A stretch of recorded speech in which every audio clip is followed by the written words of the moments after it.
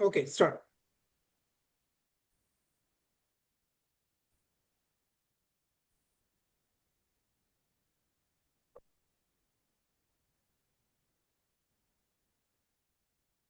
Um, Shiva, my to start everything? No, now I could hear you. You can start. Okay. Hello, everybody. Good evening. Thank you for joining us this evening. Uh, for the past few weeks, we have had wonderful webinars about marathon training and the kind of strength training necessary, the kind of training protocols and care that should be taken, and all that. And while we were doing the webinars, some questions kept repeating, especially the ones about nutrition. So this week, we have a special guest talking to us about nutrition. It is my absolute pleasure to introduce today's speaker, a true pioneer in the field of integrative nutrition and performance coaching, Lisa Dorfman. She's also widely known as the running nutritionist. Lisa brings over 3 decades of multifaceted experience to her work, involving the intersection of science, culinary arts, mental health, and elite sports performance. She's a licensed nutritionist, registered dietitian, licensed mental health counselor, certified culinary medicine specialist, and professional chef. A rare and wonderful combination of expertise that allows her to serve a uniquely holistic role in the lives of her clients. Lisa has built a global reputation for her integrative approach to nutrition, working across disciplines and continents to help people from all walks of life to elevate their health. Her clientele spans Olympic and professional athletes, Fortune 500 executives, politicians, entertainers, military personnel, and everyday individuals seeking meaningful, lasting health change. Whether it's consulting for the US Olympic and Paralympic sailing team at the Beijing Games, advising Zumba's global transformation programs, or designing wellness initiatives for luxury resorts like the Ritz-Carlton and Sandals, Lisa's influence is both far-reaching and deeply impactful. But what makes Lisa's work especially unique is her unwavering focus on the whole person. As a successful professional, athlete, wife, mother of three, and grandmother of two, Lisa understands firsthand the challenge of balancing competing priorities. Her mission is simple yet powerful: to help individuals, families, businesses, and organizations take their health to the next level, no matter how busy or complex their lives may be. Lisa's philosophy centers around food as both nourishment and joy. She is passionate about solving what she calls culinary puzzles, making healthful, plant forward meals accessible, appealing, and sustainable. She brings this vision to life through her practice, her culinary coaching, and her authorship. Lisa has written 8 books, including The Vegetarian Sports Nutrition Guide and Legally Lean, and has contributed to numerous textbooks and food industry publications, such as her chapter in the culinary medicine text of global culinary literacy. In addition to her professional accomplishments, Lisa is an accomplished endurance athlete in her own right. She has completed over 35 marathons with a personal best of 2 hours and 52 minutes, raced Ironman USA Lake Placid, and represented Team USA in the World Long Distance Duathlon Championships. Her athletic achievements give her unmatched insight into the physiological and psychological needs of high performers. At the heart of Lisa's work is a deep, unshakable commitment to helping people live healthier, fuller lives by translating complex science into practical strategies and empowering others to make confident, nourishing choices every day. She has over 4 decades of experience in doing what she's doing, and today she's with us. Please join me in welcoming today's speaker, the running nutritionist, Lisa Dorfman. I Over to you, am Lisa. so humbled to be introduced by who I consider like just my go-to sports nutrition expert, friend, colleague. And I miss you so much. I can't wait to see you again. I'll go ahead and share my PowerPoint. I had to send a request, so I guess I will get granted to share. my PowerPoint.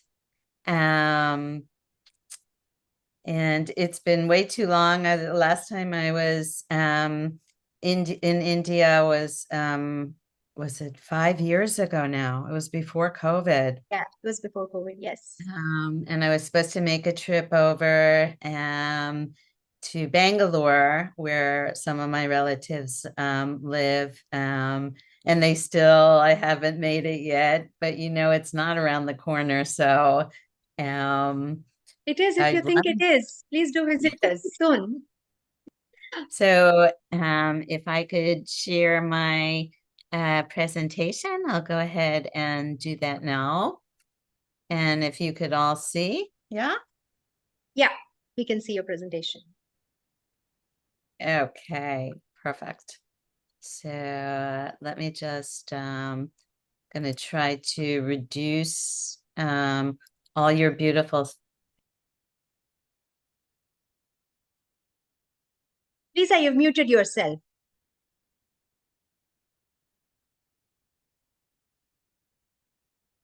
Unmute. Yes, you did. Yeah. And let me go back to sharing.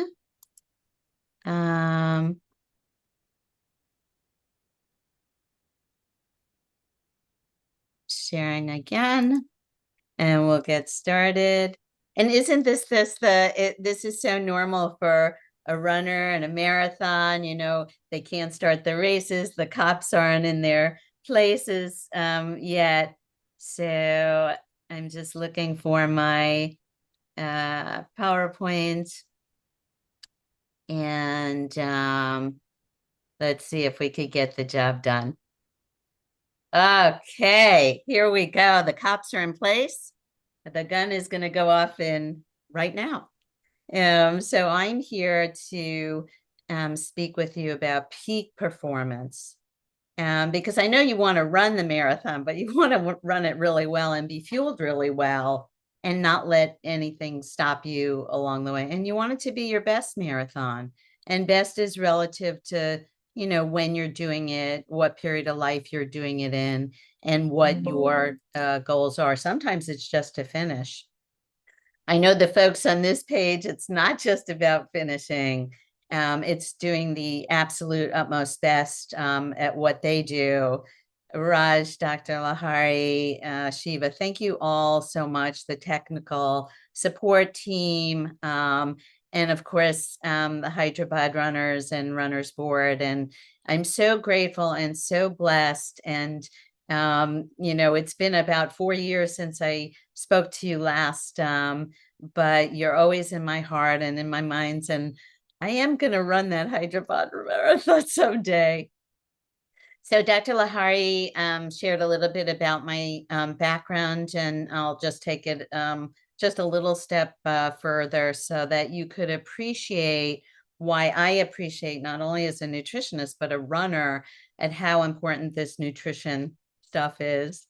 And I call it the nutrition life of a marathon runner, because it's a very unique quality and approach and understanding that you need to fuel the marathon's a life, quite honestly. Obstacles that impact performance overall in race day. Some very specific guidelines. And the nice thing about this webinar is that it's recorded. And so I always keep in mind, give more. You'll have the information there, and I won't go line by line, but I will share in great detail and with some commentary, and then you could always go back to the details, supplements and performance, and of course, resources, and answer your Q's and A's. And I'm always available. I'm just around the corner, right, Dr. Lahari? And so I am you. I'm always striving to be my best. And as I get older, it's even that more important. Because now that I'm halfway through this marathon in life, every moment counts. I've been doing what I do because I love what I do for 40 years. And I love the marriage I'm in for 43 years. Actually, it'll be 45 years that I'm with my husband on August 7th. I have 3 children, which you learned the last time we met. But since the last time we met, I have beautiful granddaughters, Lily, who lives with us with her parents, and then little Naomi, whose parents, as you know, got married in Hyderabad, and they live in Salt Lake City in the United States. So yes, I am, and I attest to being a lifelong vegetarian athlete. And I promise you, at least for me, I believe it's made all the difference throughout my life, throughout the 35 marathons, throughout. And I listed my other PRs because there's more than just the marathon race. Everybody's in their own marathon, whether it's a 5K or a 10K. And excelling and doing well at all those distances are supported by good nutrition. One thing that I did share the last time we met, and we met in March of 21. It was 2 days after I was hit by a car, a fugitive on the run that they never caught here in Miami. He was going 70 miles per hour. Very, very fast, hit my car, and I was hurt from head to toe. I don't know how I showed up 2 days later to give a webinar, but that's who I am. And I always get the job done. And so we did meet, but it took me about 4 years later, after daily training and all my good nutrition, to really fix what had to be fixed. And this year, I made the decision before I changed the next age group that I would take care of these injuries. One on my foot, I had some dislocated toes, and then I had a knee injury that really it made me suffer personally, internally on a daily basis. So I got that fixed, and all of these pictures are training. I was in the gym 2 days after the surgery. So I do believe, I may be biased, but I do believe that nutrition, really proved to me that it plays an important role in not the marathon, but the marathons of life. In my spare time, Dr. Lahari shared some of the things I do. I spend the last 4 years, actually since the accident, I came on with the U.S. military and work with their athletes, if you will, protecting our country. And I've worked in anywhere anybody could eat, I have worked, or not eat, for that matter. Zumba is worldwide, so you're familiar with that. I'm proud to be working with them since 2011, I believe. A contributor to, and this is a free book that you could download, sponsored by the American Association of Physicians of Indian Origin. I wrote the sports nutrition chapter there. And of course, and since we met, co-authored a fact sheet, which I will make available with Dr. Lahari, a beautiful and very detailed piece on approach to athletics. I don't have any paid affiliations and no conflicts of interest, other than I love marathoning and I love life, and of course some of the aspects of what has helped me over the years. So let's get started. Listen, this thing called marathoning is a journey, and that journey twists and changes. It's not a straight line. It's diet, it's training, it's life balance. And it's complicated because I go to work every day.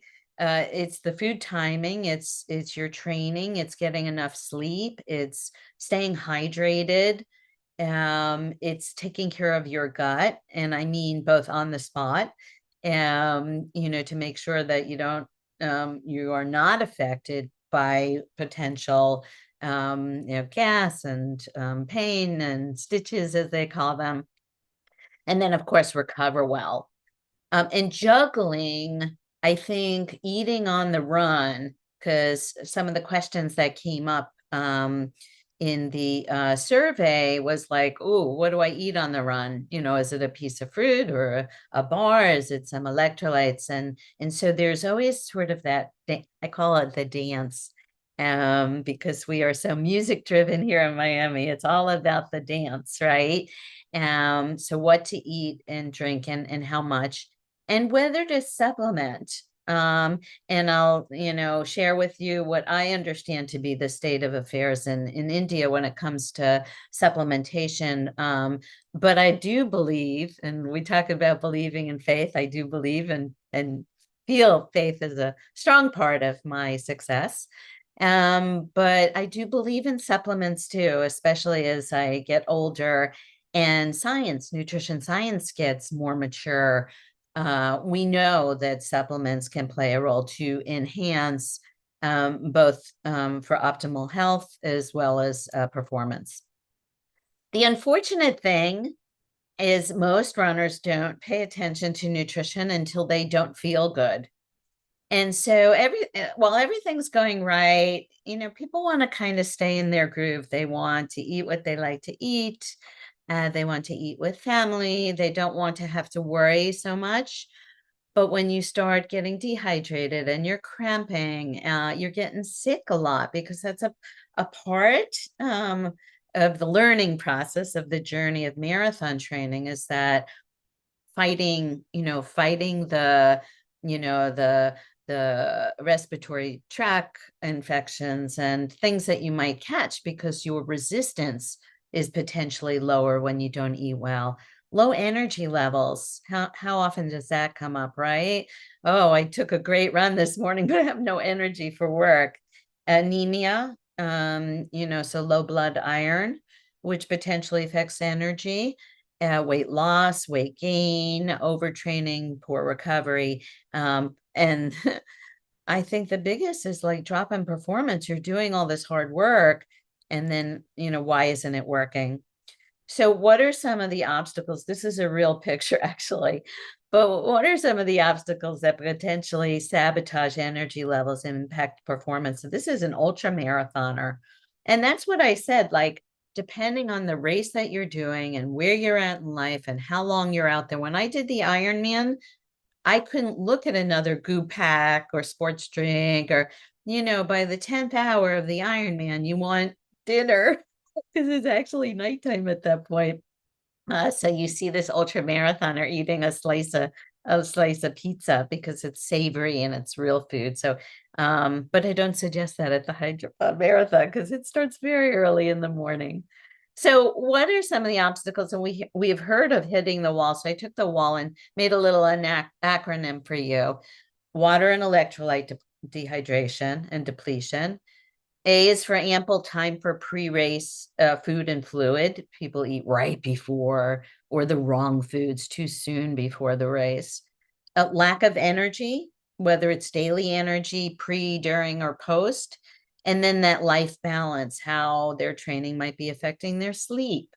And their sleep might be affecting their weight and their overall energy expenditure. And then, of course, that gut distress. So let's address each one of these. Low food energy.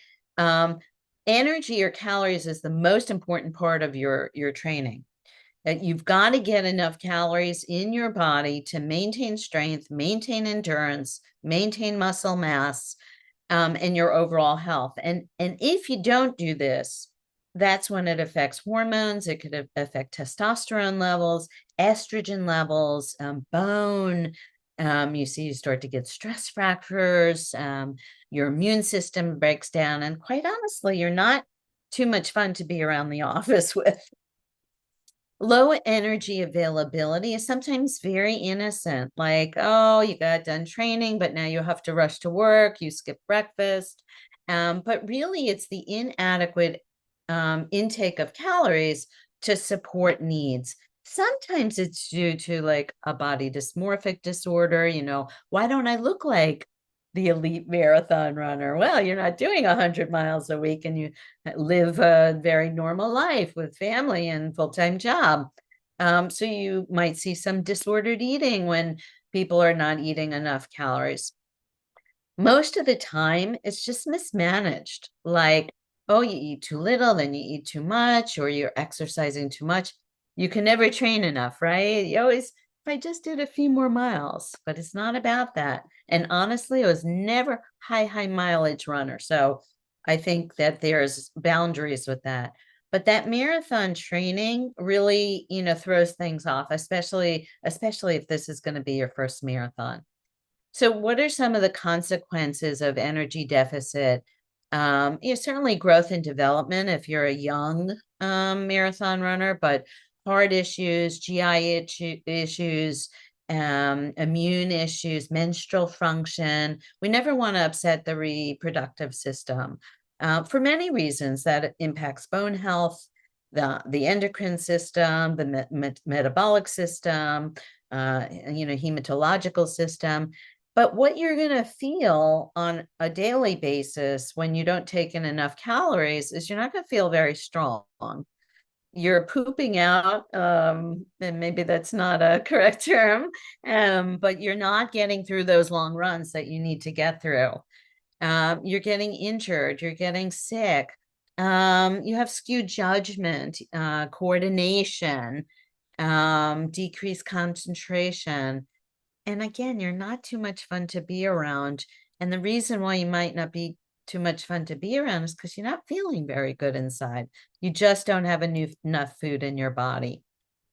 A recent article, a good one if you want to look more into it, Hungry Runners, Low Energy Availability in Male Endurance Athletes and its Impact on Performance and Testosterone. And women have testosterone too, and those levels can drop. It all has an impact on performance. So low energy availability is really defined by less than 30 calories per kilogram fat-free mass. And so there's an actual definition, and I don't like to get stuck on numbers, except when it's my marathon time numbers, but because formulas are just a starting place. But suffice to say that when you're taking in too little calories than what you need, it's going to have a detrimental effect. Something that kind of sounds and feels like low energy deficit syndrome is overtraining syndrome. And every elite athlete, every good athlete knows or has seen or has touched upon overtraining, because I think there's always that curiosity or desire to be like, oh, that 100-mile-a-week runner, or do I need to train more? Do I need to do more? And what you find when you're in overtraining, there's no real diagnosis criteria, but you could see that there's many criteria. You're not sleeping well. You have low testosterone, back to testosterone levels. Your mood's not good. You're getting sick a lot. You have an increased resting heart rate in the morning. Your heart rate is much higher when you get out on your runs. You're fatigued. So every athlete has, and especially elite athletes, has touched upon this, because you almost have to know what your boundaries are, what your limits. Take it to the limit, but not over the limit. Overtraining syndrome could put you in a state of disrepair for months and very hard to get back to just normal training state and normal mood state. A lot of athletes come to see me on the mental health side because of overtraining syndrome and not having the motivation to do what they need to do to be the best that they could be. Of course, then there's stress. And stress is a very realistic, universal. We're stressed because we're trying to balance as marathon runners, or even 10K, or Dr. Lahiri and I were talking about half marathon. These are all marathons to each and every one of us, depending on our training and our training load and what we could personally handle and what we want to do. So, but when stress overrides our ability to deal with stress, then we start eating without intention. I think some of the folks on the questionnaire said, oh, I just eat. Sometimes this mindless eating, you know, I think helps people in their own way deal with stress. It's kind of their own drinking alcohol, their own having a cigarette, or their own. So some people turn to food. And I had a client the other day come into the office and just say, I get home from work, I've done my training. I thought I was feeling pretty good, but then I end up in this space of just mindless eating because she has just so many hours before she has to get into bed and start all over again. Obviously with stress, there's potentially higher alcohol consumption, sugar consumption, processed food consumption, and those increase, those good feeling neurotransmitters, those chemicals in the brain that say, yes, this feels good. Just like a run feels good, sugar starts to feel good, alcohol starts to feel good, and mindless eating does start to feel good. But that all leads to poor sleep. And there you go again. We could rewind the slides, but it's overtraining syndrome and then low calorie intake. Stress also affects our microbiome, and that's kind of like the landscape of our gut. Stress impacts and oxidative stress, so it sounds very scientific, but really, as we do anything, as I'm sitting here and sharing this information with you, metabolism is happening. And when there's metabolism, oxygen is involved. And sometimes there are what they call loose oxygen molecules, these free radicals. And unless we take in enough, and it really is plant-based food, but plant-based foods are a source of antioxidants. Unless we eat really well and we combat this oxidative stress, that leads to inflammation. And I don't think I need to explain. You could see the hot points on this runner's body. Inflammation does not feel good. Gut distress doesn't feel good either. And most athletes at some point will be impacted by gut distress, either because of what they're eating, because of changes in the neuroendocrine system, the fight flight, the stress system. So up to 90% of ultra endurance runners experience this, but many runners will experience some sort of gut distress. Which could be caused by all different things. The exercise itself induces changes in our gut landscape. And this, or the training of marathoning, will also impact, how our chemicals in the brain, serotonin, dopamine, control how we deal with stress. And if we are beyond our means, nutritionally, emotionally, spiritually, we don't have the support system, our fellow runners, we start to break down our immune status, our gut function, we start to get sick, and back to that mood and performance. So what are some other factors which impact nutrition performance? Certainly medical issues. If you're diabetic, if you have irritable bowel syndrome, which is a stomach reaction, you could say, to stress, certain individuals have a more pronounced reaction, if you will. HTN is hypertension. Obesity will certainly impact your nutrition and performance. You can't be dieting and marathon running, and we have to pick and choose our battles, right? Certainly food allergies, sensitivities to gluten, lactose, and other food compounds, and religious restrictions, so halal or kosher, Jainism. And so Raj and I had a beautiful discussion about vegetarian and vegan diets, because there is an uptick in India. I have those stats, by the way.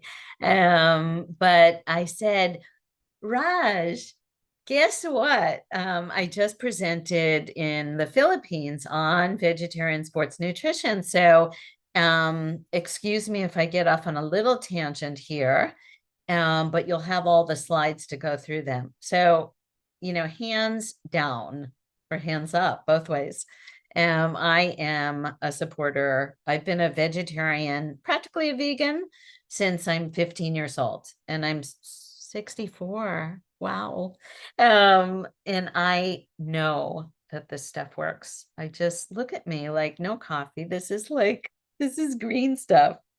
And your country, when I went to India the first time, I was like, hallelujah, like finally, like a country that gets it. And you, out of any country in the world, have the highest population of vegan vegetarians. So 31 to 42%. And of course, Asia and other countries, but I was like so grateful and I love the food in India. It's not new. I mean, the first vegetarian marathoner who did a sub 2.5 hours was in 1912. But 56% vegetarians start in running events. So half of the folks that you're going to be running with at the marathon are potentially vegetarians. There are all different types of vegetarians. So to say that the vegetarian diet is really good for you, and of course, you could eat very poorly, just like you'd eat poorly on any diet. So, but suffice to know that it's not one thing. It's not just eating vegetables. Is the grass greener for vegetarian athletes? Absolutely. Long-term studies, degenerative and inflammatory diseases, improves body composition, your ability to work at a higher maximum power, maximum oxygen consumption compared to meat eaters. Yeah. And we're just really good about being compliant. I think when you're a vegetarian, you have to be so much more conscious about your food intake. But there's no question that at any time in life, the vegetarian diet is healthful. Lower mortality, lower LDLs, blood pressure, all the things that I said, the other category, and including things like cancer. Why? Most certainly vegetables and whole grains and seeds and nuts and grains and fibers and antioxidants, all those things I talked about, they really do exist. And of course we could address the quality of the soil and the food that you're eating and all of that. But as a whole, vegetarian foods are just really, really super nutritious, and a variety of. There's possibilities of deficiencies that may be where supplements step in, but it's not impossible to get what you need. It's also associated with just healthier lifestyles overall. I don't drink alcohol, I don't smoke. And you'll find that when you speak with vegetarians, they just have a higher appreciation for, a savasana, for relaxation, for any kind of movement or physical activity, and on and on and on. But so thank you, Raj. You helped me to share what I love most about eating, and it's like this plant forward. So you could be a meat eater, but like to explore the plant world, may really be to your benefit. So optimal health is always the goal of any runner at any distance. It has to be food focused. It has to start with food. And even if supplements can make a difference in the long run, it's like seasoning on the food. Yeah, sure, seasoning, taste, makes the food taste very good, very well, right? And so, but it is not the basis. You still need the food itself. Determining those calories that you need is really important. So one of the tools that I'm sharing with you is an online calculator. So for those of you that don't know how many calories, minimally, your basal metabolic rate, your minimal amount of calories, and then your training calories. So you'll have access to that. That's a free link to go on. Diet composition it varies. Timing is critical, and training versus competition makes a difference. There should be an adjustment when you're going to competition in what you eat and the macros in that pre-race planning. It must be personalized. So depending on what you've been eating and what could help you to perform better race day or otherwise is really one-on-one. And that's why it's so valuable to you that you have an expert like Dr. Lahari to work with you right on site. So lots of personalization. It's not just, pulling numbers out of the hat, but I'll help you do that too if that's your preference. Suffice to say, carbohydrates are key. You need carbohydrates for physical and mental performance. You need it for the fibers for gut health to flourish that landscape in your gut, to help with regularity. And regularity, like nobody wants to talk about that, but like as a marathoner, preparing for marathon day and being regular or having a fit gut is really critical, because you don't want to have to stop and lose any valuable time doing things that could have been done back at the house before you left. Certainly your immune system, preventing overtraining syndrome, and your mood. So carefully choosing carbohydrates, making sure that they are rich in vitamins and minerals. There's not too much fatty sauce or too much heavy creams. It's not too sugary. And I don't mean a sugar treat. I mean on a daily basis, or washed down with, some kind of a soda or a sweet drink. And here you have some of the numbers that you could go back to with very high training, like marathon training. And again, if you're not on a high carbohydrate diet, you're not just going to bop it up immediately, because that's going to you can't do that on your own. It's just, I can't imagine. Because you'll bop up the carbohydrates and not really sure what you're doing. And so having direction from an expert, from a dietitian, is really helpful. But yes, you could crunch these numbers. And yes, you do need quite a bit of carbohydrates when you're training for the marathon. Not so much for the 10K and the 5K distances. Carbs before, during, and after are very important. But again, that amount that you need and when you take in those carbohydrates are critical. So 1 to 4 hours before the marathon, and the marathon starts at 4:30 in the morning. So you got to get up pretty early. And I advise by experience that you train yourself to get up and have that snack and see what kind of effect it has. So it's 1 to 4 grams for every kilogram body weight. So if you're 50, kilograms, and it's 50 grams of carbs. And again, this is only a guideline. Some people don't eat anything. Now, before the marathon, I don't advise that.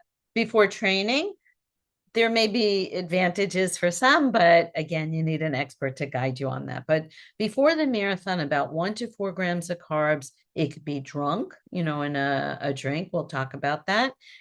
Or eaten like as a toast or a cereal. And avoid, obviously, spices and fibers and fats. So all those things, the good fats, the good fiber, you don't want before the marathon.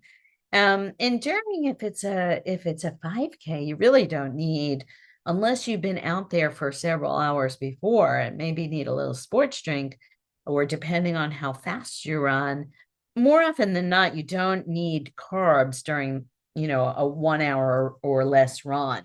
But once you get into those marathon training hours, you do need to have a carbohydrate hit. And that carbohydrate hit is somewhere between 30 and 60 grams an hour, which you could get through your through your sports drinks, for your gels, your bars, and what else you find that helps you. And then most certainly after, and we'll talk about that, that it is so important to replenish so that you could then go out and train again the next day. If you're doing 2-a-days, then you need more frequent refueling, if you will, more attention to making sure you get enough carbohydrates in between those. So some people will like do their cardio training, they're running in the morning, and do a weight training in the afternoon. So pre-competition, and here's and Dr. Lahari or myself could share the PDF of the guidelines. But this is directly from the piece that we wrote together.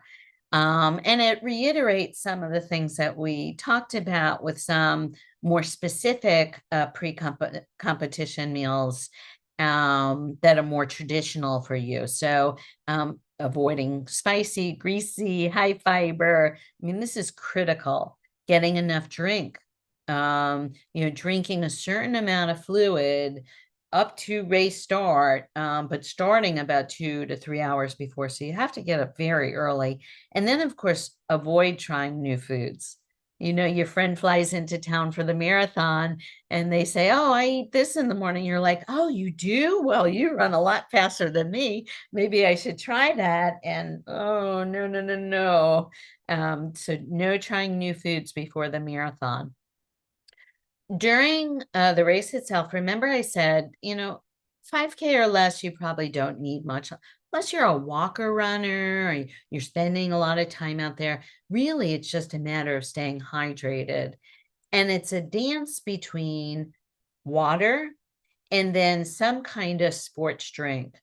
Because the truth of the matter is there are minerals called electrolytes, and these electrolytes helps your muscles contract and relax. And sodium is the primary electrolyte. And if you ever lick your lip when you're really sweating and it tastes really salty, it means, and we say you're a big loser, okay? You're a loser of a lot of sodium, a lot of salt. And so it's really critical to replace that salt that you lose in the fluid that you're missing. Otherwise, you're going to get some awful cramps. We've all had them. I live in Miami, Florida. I certainly have experienced them. The World Championships in Fredericia, Denmark, who knew that it could be 90 degrees there? Half of the field was cramping up. So it's a realistic thing, and it's making sure you know how much sodium, we'll talk about some of those fluids, but how much you need to get in and how much the sports drink that you drink supplies for you. And you can't depend on the race itself. I always bring my own sports drink powders and tuck them in my, pin them to my racing shorts, or because I have depended at times on the race sponsor's fluid choice, and it wasn't something that was enough for me or good for me, or the sugar source was right for me. So always rely on yourself. And, talking about carbs, we did already about 25 to 30 grams, no more than 60 grams an hour. And that's from all sources. So you have to have some kind of like mental calculator going on, so that you don't overdo sugars, because sugars like water. It's called hydrophilic. And if water is drawn into the lumen of the intestine, I promise you, you are going to stop on the run. And you don't want to lose that time. I don't want to lose that time. Post-competition, you have a window. And it's post-competition and post-training. So there's like this optimal time. And I have to beg my athletes, I know you're not hungry, but you need to get something in your system. So drink it if you can't eat it, right? So blood flow is to the muscles and the extremities. It's not to the stomach. So, and your mind is like endorphins. I feel so great. I'm not thinking about food, but you have to get something in. So Dr. Lahari had recommended some, more traditional things that you could take in, but any kind of sports drink or sports shake, and certainly replace the fluid that you lost, and I recommend weighing yourself before and after, a very hot run. I have lost up to, 5 pounds in a long run here in Miami, so 2.5, 3 kilograms. I mean, a lot of weight.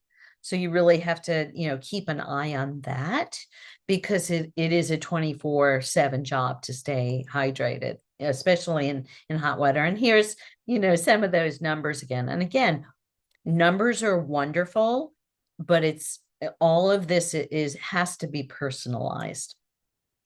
So I am so jealous of y'all, because Raj shared what you get to eat after the marathon. And will you please send me a plate? I mean, first of all, I want to run the marathon. Someday I'm going to run that marathon, but the beautiful post-race meal that you get to enjoy are perfect. It has protein, it has carbs, and it looks wonderful and delicious. So please enjoy on my behalf as well. Protein is critical, and the older I get, and of course, with all my surgeries, I really, really respect protein and pay more attention to it than in my younger day. And I think it's because, well, my training volume is a lot different and a lot less when it comes to running. So my carbs are less personally, and so protein proportionally is higher. But what's important about protein is that, it is important to have protein hits throughout the day. And that's to protect your muscles from breaking down. That's called sarcopenia. And as we get older, by the time we're 70, which feels like it's getting closer than I thought it would be, we've lost half the amount of muscle. Now, I personally don't think I've lost half my muscle because I've kept up with it. But I find that as you get older, more attention needs to be placed, especially if you're maybe an overweight runner, watching your weight and under eating, or just hitting BMR calories. You need to really take in more protein as well. And that could be vegetarian or animal-based sources. Now, fats are for long-term energy. And fats are, not hard to find. They're in most foods. And really the key is to get the essential fats. Those omega-3s are absolutely critical for brain, but more so for inflammation and inflammation management.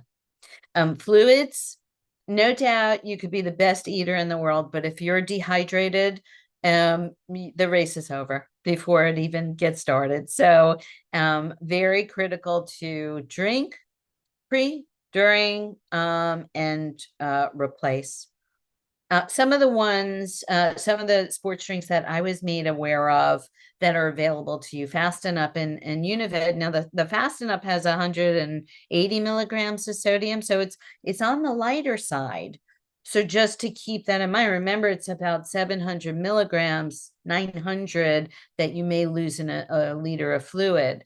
So, you could take more than maybe Univid, which has, I think, about 500 milligrams. So know your sports drink, know how much more or less you lose. And there are devices these days that could track that, that you attach to your skin, and it measures your sodium losses. Anyway, if you don't do that, know how much it is for you before you get to a cramping stage. What about supplements?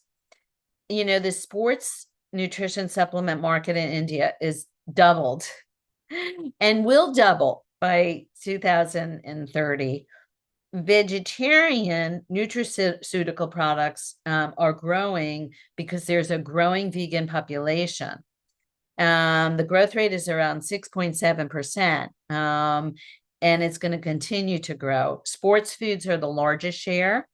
Bars, meals, replacements, and then the protein powders, amino acids, and drinks.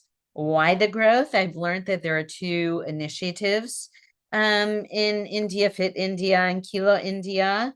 So there is maybe support from the government to get healthy, get fit. There is a demand for plant-based and clean label. Their health awareness, disposable incomes, e-commerce, specialty retail, it's available.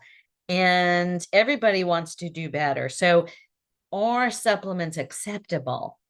And so Hamet Mehta, who is a scholarship recipient from the Professionals in Nutrition and in Sports, commented in an article, cultural hesitation has always been around supplements because of an Ayurvedic sort of focus, that food is the first medicine in India.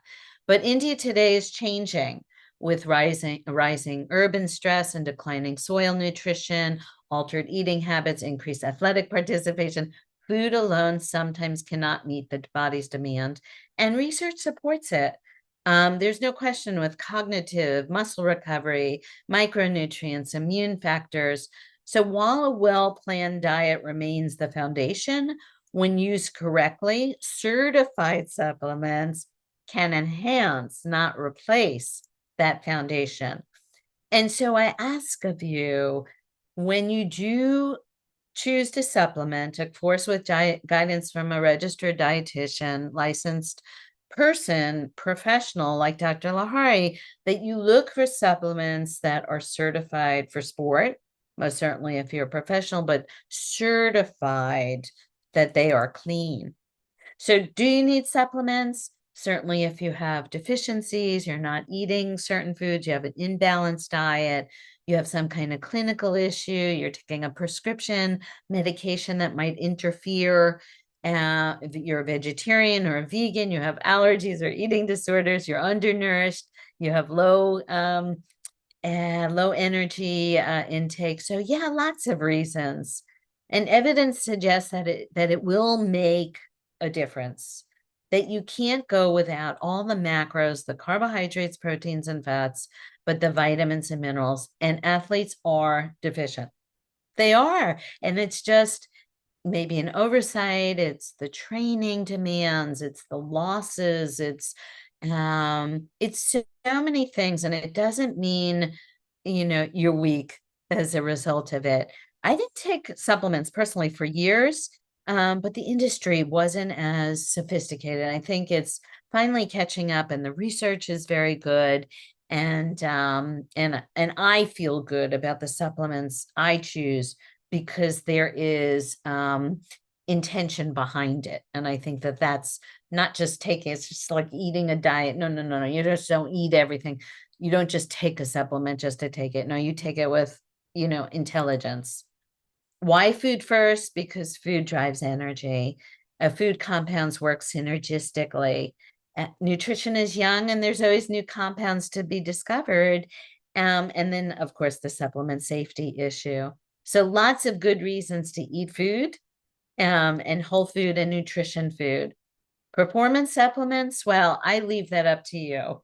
There's a very nice resource that is free for the most part. There's a subscription component to it, but you could get a lot of information from examine.com. Great resource. And of course, who's the best resource that you have locally is Dr. Lahari. So I, with full faith and 100%, no, 1,000% confidence, I'm so grateful that I met this woman. I can't wait to see you again, and all of you. So thank you so much. I am going to run your marathon, maybe 2026, 27. Let's make a plan to do that. And please, by all means, I want you to, ask your questions, and I'm here for you.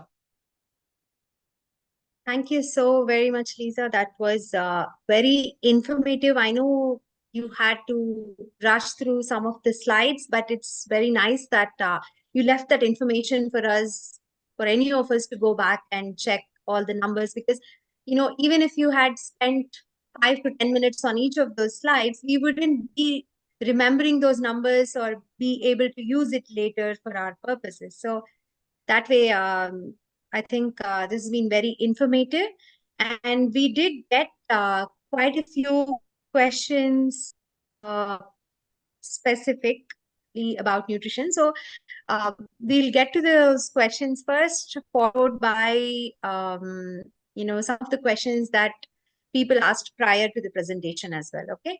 The first one being Mr. Avik has asked about, he's also a runner and he also trains some of the athletes. So I think this question pertains to his clientele.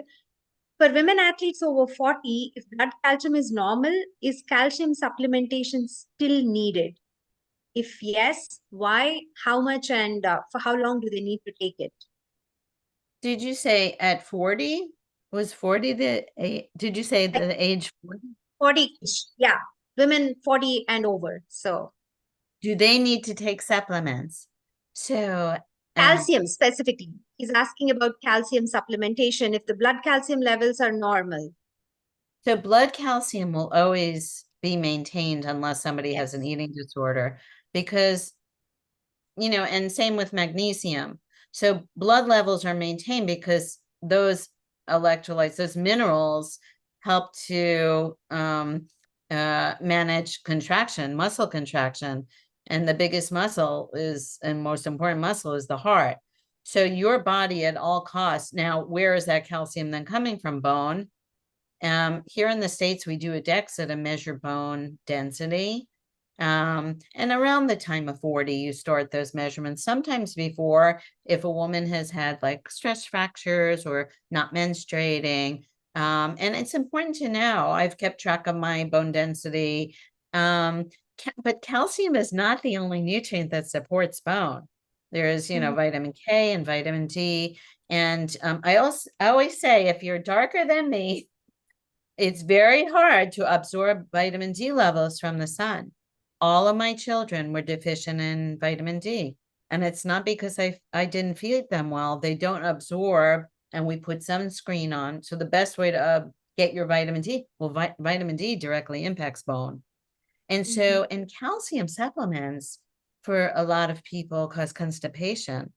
And that's not pleasant. That's not good for running. No. But it's not pleasant, and it's not good. So I would reevaluate everything about that question. I would look at why the woman's taking calcium, how much calcium they are taking, what else they're missing in their diet, and then evaluate what supplement they need to and then maybe a different kind of measurement. We have something called SpectraCell. We have other kinds of measurements to look at cell levels of vitamins and minerals. Or we have an integrative test by Genova, which looks at functional, so in the mitochondria, in the Krebs cycle, how are these nutrients being used? And even if they do exist in the right levels, are they being integrated or not integrated because of other deficiencies or genetic mutations? So the biggest discussion in nutrition now is nutrigenomics. And so if you have like a little spelling error, they call them SNPs, single nucleotide polymorphisms, these little spelling errors. And it's kind of like sending Dr. Lahari, a mail, a postal mail, and, saying Kahari instead of Lahari, but at the right address, it might get to her, but it's the same thing with these little SNPs. It's like, you kind of absorb it, but you're not really absorbing the nutrient in a functional way. So there are tests to look at that these days as well. Right. So, as my kids say, can you just answer the question? But, in nutrition, you can't just answer a question. There's so much more to it than just, exactly. Okay. It's a very nuanced answer, right? It needs to be personalized. Anything to do with supplementation or even diet, it needs to be personalized rather than a generalized statement, right? Yeah. So another question, I'm also curious about this because I keep getting questions, especially these days, everybody wants to use collagen supplementation, especially in women and endurance athletes, like for different reasons, whether it is about joint and connective tissue health, and whether it's about having your skin maintain its brightness and tightness, everything over the years, and resist one of the aspects of aging. So how effective is it, especially for endurance athletes?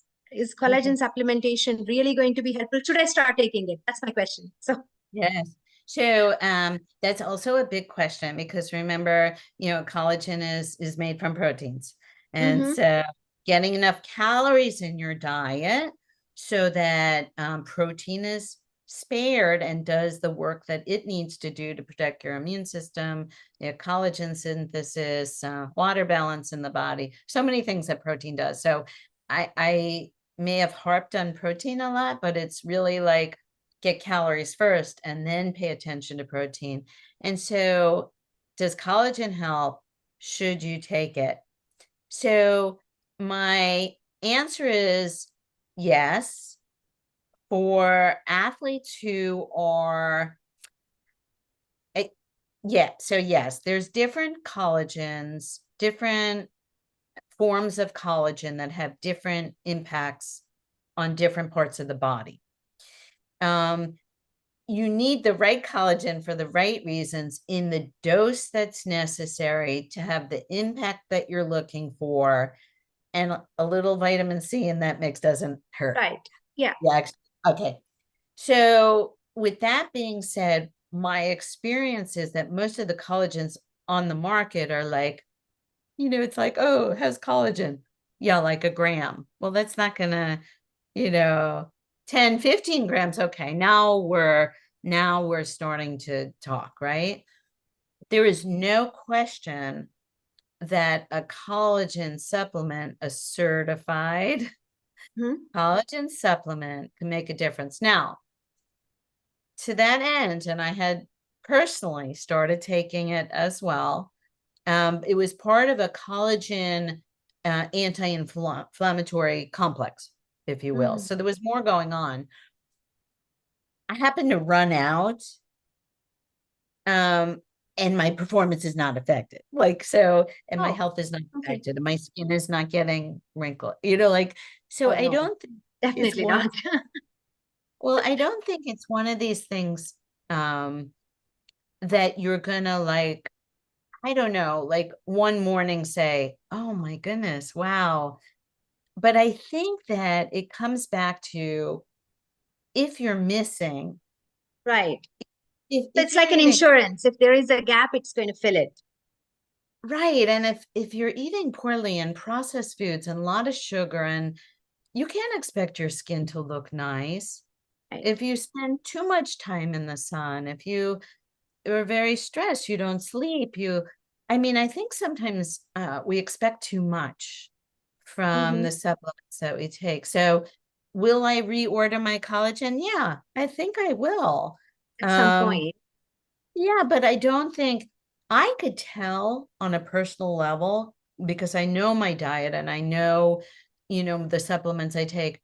Creatine is one that I didn't take. That was going to be my next question. So great, please talk to us about creatine. So creatine traditionally was for high intensity exercisers, for weightlifters, power building, because what creatine does is it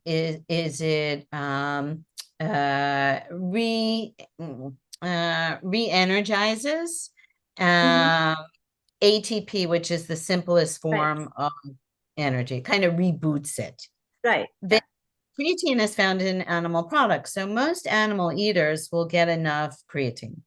However, if you're maxing it out and you're going to the gym and you're doing all sprint work for that great 5K, and then even if you're a meat eater, you might benefit. But let me take it another step. The newest research on creatine, which is not so new, I went to a 3-day conference in Germany on creatine, is creatine could help practically for anybody, elderly. Yeah, that's what I've been reading too. Neurology, mitochondria. But for endurance runners, and I can't test it out because I'm not endurance running yet, and I've only been taking it since in the last 4 years. Because again, I'm on the second page of the slides where it's not until you run into a problem that you say, so given the accident allowed me to try different things to say, oh, can I fix my knee and my foot with creatine, collagen, anything? And so it allowed me to do that. Now I am taking creatine every day, but I'm getting older. I'm doing more short work as opposed to endurance. So if you will allow me to get back to endurance running again and answer that question, but the literature doesn't suggest that it's as powerful. Now, if you're vegetarian or vegan, you are potentially in more need of, needing creatine than, Right. so If I don't know you're if question. depending on, Yeah, but I'll right. get back next year when I'm training for Hyderabad marathon. Yes, when you are running the Hyderabad Marathon, you could speak to all of us in person. Definitely looking forward to it. What about glutamine, supplementation of glutamine? The amino acid glutamine? Oh, glutamine is an amino acid that could potentially, and there's some good research to show in managing inflammation, in For recovery, recovery. but there are so many other components that isolating that out. I think part of a complex of essential amino acids. I think part of a complex of branch chain amino acids. Branch chain amino acids are also essential amino acids, leucine, isoleucine, and valine, but leucine is very critical in rebuilding muscle. So if you want to talk to me about like, okay, let's look at this whole amino acid category, then I think, yeah, potentially, glutamine could be a part of that. Arginine could be a part of that. But to isolate it out, I'm not sure I'd run out to just buy Right. glutamine. Makes sense. This is something I also try to educate people on. Focus on the 99% first and then look at the 1%. Like, even if you're doing 100% of the 1%, the result is just going to be 1%. So why don't you focus on at least 90% of the that you need to do, you're going to see better result. Unless you fix the 90% or 99%, you're not going to get better, right? Or significantly better. So I love that. And I think that most normal everyday runners will focus on the 1%. Oh, what is the gel I could take on the race day? What is the drink I could take? It's like, wait a minute, you didn't do any kind of training nutrition. You didn't sleep. I don't mean sleep the night before because you're so excited. You got to get up early. That's one of the questions too. Sleep is critical. Sleep is so important and very hard. I mean, we live in a very, very troubled world. And, so I really ask of everyone to really, get back to, the 99% in life is family, faith, friends, try to keep it simple. That's the only things we could control in life are, more simple, closer to us, because we can't control the world. Absolutely. So just one more question from one of our friends, Arun. He asked, can we avoid cramps during race day with any supplement before the race day? I missed a one piece because you froze. Can we avoid cramps during race day by taking any specific supplement on the day before? I think what is very important. So I want you to think of like 2 days before the marathon that you're packing to go on vacation. And so in packing to go on vacation, that means having carbohydrate replenishment. And carbohydrate replenishment in your muscles is called glycogen. And part of that is, is cutting back on your, tapering, cutting back on the miles and the amount of exercise you do and more rest. But it's also taking in more carbohydrates, like some of the charts I showed, that you start to incrementally, if you're at 40% carbohydrates, you go to, 60%, 70%. And those carbohydrates should be very plain, low in fiber.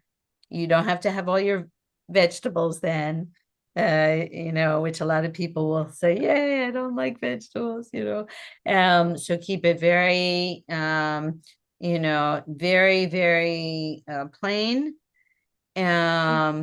Get your sports drinks in, your complex sports drink in, and make sure that your food has some salt to it, that you don't want to be on your. Now, I'm careful to say that with, people with high blood pressure, because they need to watch their salt intake. But even with people with high blood pressure, 1,500 milligrams, so make sure that you get that. Don't be completely salt-free the day before.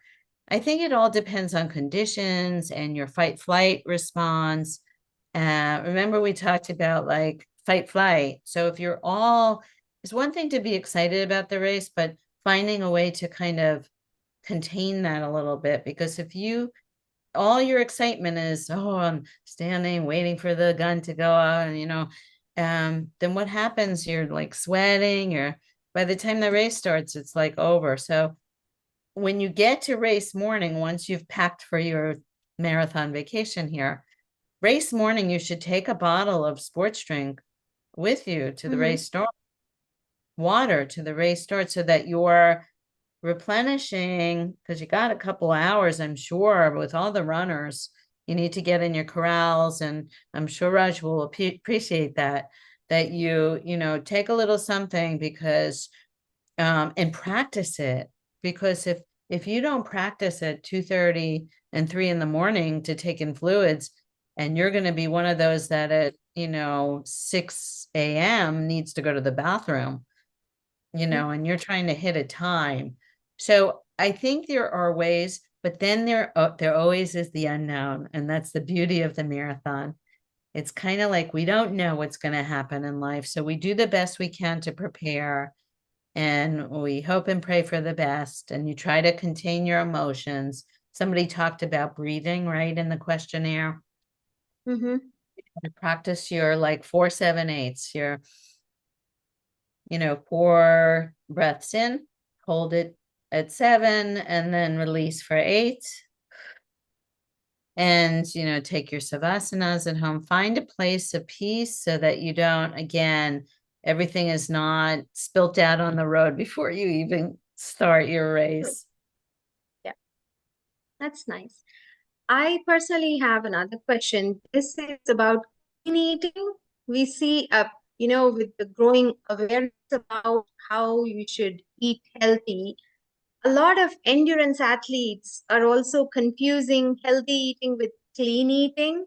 So they are switching all these simple sugars with something that is rich in fiber, and they're finding it very difficult to meet their, I would say, glycogen needs, like pre-race glycogen needs, because they don't have options. Like they don't want to eat anything that has added sugar in it, and no fruit juice either, because they think it's a concentrated form of sugar and you should not take it. So by creating these labels of this is good, this is not good food, or clean food, unclean food, I feel endurance athletes, especially, or endurance amateur runners, are also missing out on an important aspect. What's your take on?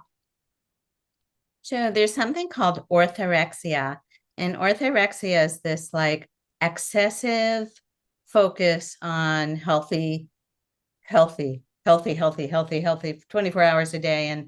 And I think that, social media really perpetuates that, and really like, it's like a snowball, like, oh, yeah, oh, this person, and the seed oils, and, everything is, and you just can't live your life that way. I mean, there's got to be a little bit of wiggle room to enjoy, but also replenish. Find out what your macros should be. I always say, see an expert, find out what your macros should be. And it's like training. Your training could always be better, but you only could do so much unless you're doing that as a career. And so, you do the very best you can. You try to keep your foods as wholesome as can be. And honestly, and I mean this from the bottom of my heart, like India is the place to do it. I mean, if we talk about home cooked meals, I don't think I had anything but fresh cooked food from morning to night, whether it was with relatives or even at a restaurant. Everything is like freshly prepared and wholesome. And so I think that like there is a way. And so for me, like eating clean means whole, like you want a whole food, but sugars are yummy and delicious. And I tell you, India is also very good at some very delicious sweet treats. And that of which we call food trajectories, these food memories and images and from our history and our culture and our heritage and families. And it's so important for like our soul. And then just sports drinks, and you need that. Like I have some athletes come to me and say, no, no, no, no, I won't do sports drinks. Or so what are you gonna do then? Okay, you want to add a salt packet to your water. It doesn't taste that delicious. It's just like, and you need You the also need a little bit of glucose to go with that sodium, right? Thank you for the absorption, right? Yeah. But I think that what I do when my athletes come to see me is I always say, I'm going to honor what you're doing, Yeah, but absolutely. you're here because probably something you're doing needs a little rest. It's an informed choice. You give them information and you let them make the choice, right? So Like what we've done today. You have numbers, you have sharing of experience, some opinions. It's hard not to be somewhat biased. I never force a person to be vegetarian or vegan because it's not for everybody. right. And if you're not going to be good at it, don't do it. Don't do it because it's popular or trendy, or like, don't do it because you're not going to do it right, and you're not going to feel right. But if you want to do it, I'm 1,000% I'm behind you. I'll bring you cooked meals. Like Absolutely. I will help you to do this right. But you have to do what works for you and do it the best that you could do it. Absolutely. Just one last question, and then we're going to wrap this up. So I know some people who compromise on their sleep to get a workout. How good is that? Like, where should the priority be? Is it the training workout or is it the sleep? How often can this happen? Okay, so now I'll give you my personal point of view.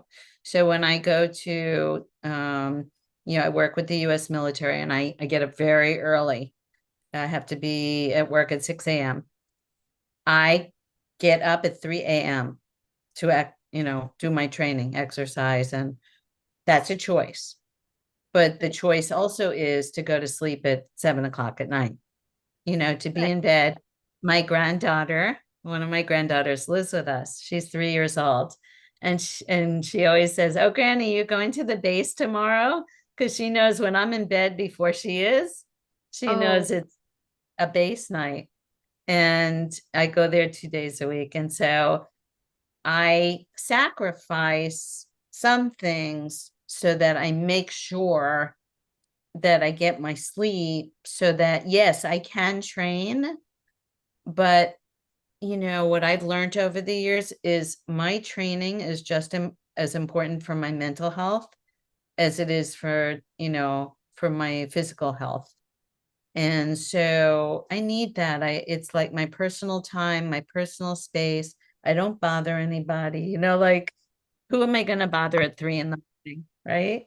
So, anyway, it's, and just, before I got on the webinar today, I just said, I'm so blessed that y'all want to even hear what I have to share today. So thank you so much. I'm so grateful to have you all in my lives. You will always be in my life. And someday I will see you again. Absolutely. So just to summarize what you have shared with us today, you talked about eating during runs and supplementation and the kind of foods that we can include. You gave us the numbers as well for those of us who really want to get into the details. And you also gave us an outline of what we should start with. And you gave us all these beautiful answers about the questions on supplementation. I'm sure you must have seen, the questions presented by, on the document that's shared with you, right? I felt some of those are really like that personalized answers. So if and when you can share your insights, we might be able to get back to them on that. But otherwise, thank you so much for providing us with all this knowledge and your very valuable time. This has been very, very good. Thank you so much, Lisa. Thank you so much. So nice to see you and all my Likewise, friends. and we are waiting to see you in 2026 at Hyderabad Marathon running with us. Yes. See you then. Yes.